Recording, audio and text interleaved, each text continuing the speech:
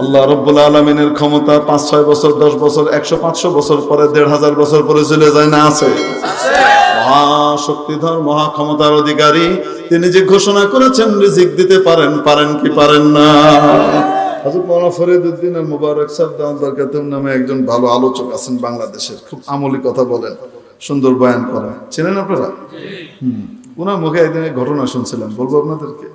ওনাদের নোয়াখালীতে নাকি একবার ওই বদল্লা দিতে আসছে, বদল্লা চিনেন না? কামলা, কামলা দিতে আসছে। তো কামলাদের দুপুর বেলার খাওয়াটা কোথায় হয়? আরে গৃহস্থের বাড়ি থেকে হয়। কামলার দুপুরের খানাটা কার বাড়ি থেকে হয়? গৃহস্থের বাড়ি থেকে হয়। তো গৃহস্থের বাড়িতে কামলা যারা আসছে সহজ সরল টাইপের আছে না। আমার যে জেলা ব্যাককলের দেশ ময়মনসিংহ, আমাদেরকে যে গেলেন ব্যাককলের দেশ ময়মনসিংহ, আমি একজন ব্যাককল, ও সহজ সরল টাইপের। অবশ্য একটা সুসংবাদও আছে, আহলুল জান্নাতি বুলহুন, এটাও আছে।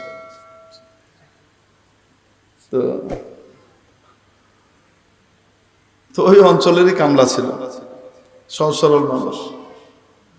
এখন গৃহস্থ যিনি, গৃহস্থের গৃহিণী বড় নেককার পরহেজগার পর্দানসীন ছিলেন। এখন এরা আসছে কাছারি ঘরে এসে কই গো খাবার দেন, কই গো খাবার কই, ভাত কই, এই কই সেই কই, যেমনি কয় ভাত কই, লগে লগে ভাতের গামলা তল দিয়ে পর্দার নিচ দিয়ে গামলা আসে। আরে পানি লাগবে, সাথে সাথে পানি চলে আসে, তরকারি চলে আসে, এইটা চায়, যা কয় তাই পর্দার নিচ দিয়ে আসে। সন্ধ্যাবেলায় পুরো এলাকার লোকজন জমায়েত হয়ে গেছে হাজী সাহেবের বাড়ির সামনে। কি ব্যাপার হাজী সাহেবকে এত ভিড় কেন? ভিড় নিশ্চয়ই তো কাহিনী আছে, আপনি হাজী সাহেব লুকায় রাখছেন আমাদের কাছে, আপনার বাড়িতে যে ম্যাজিক পর্দা আছে এটা তো আমগরে কম নাই। কি এর ম্যাজিক পর্দা? আপনাদের বাড়িতে ম্যাজিক পর্দা আছে, আপনার ছেলে বিদেশ থেকে পাঠাইছে, আপনি তো আমার কম নাই। কি এর ম্যাজিক পর্দা? ব্যাখ্যা দাও, আমরা এই ম্যাজিক পর্দা দেখবো। আরে ভাই ম্যাজিক পর্দা কি এর হিয়ান তো খুঁজে। তারপরে ব্যাখ্যা দিছে যে ওই পর্দার কাছে যা চাওয়া হয় তাই সে দেয়, পর্দার কাছে যা বলা হয় সে তাই দেয়। উনি কিসের এরকম ম্যাজিক পর্দা? এরকম চাইলে কি আমি এত খাটাখাটনি করি নাকি? তা আমি তো পর্দার তেল লইতাম। কয় না আছে, আমরা লুকাই রাখছেন। কামলার দল কয় আমরা নিজের চোখে দেখছি হাজী সাহেব, অস্বীকার করলে হবে না। আমরা দেখছি, আমরা বাদ কইছি, লগে লগে বাদ আইছি, এই সব আইছি। হাজী সাহেব বুঝতে পারছেন কারবার।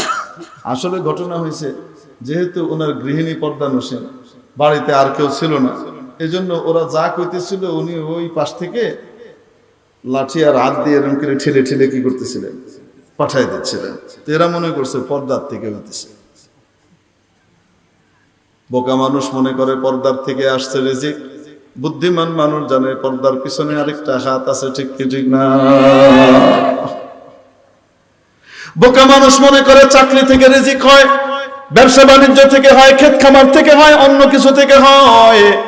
বুদ্ধিমান মানুষ জানে এগুলা সব হলো পর্দা, এর পিছনে একজনের হাত আছে, তিনি হলেন আল্লাহ।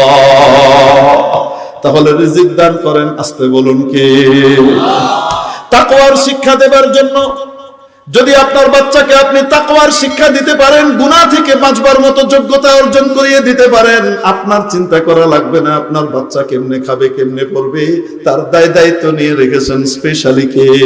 ওয়া মাইয়াত্তাকিল্লাহা ইয়াজআল লাহু মাখরাজা ওয়া ইয়ারযুকহু মিন হাইসু লা ইয়াহতাসিব। এমন জায়গা থেকে রিজিক দিবেন যে সে কল্পনাও করতে পারবে না।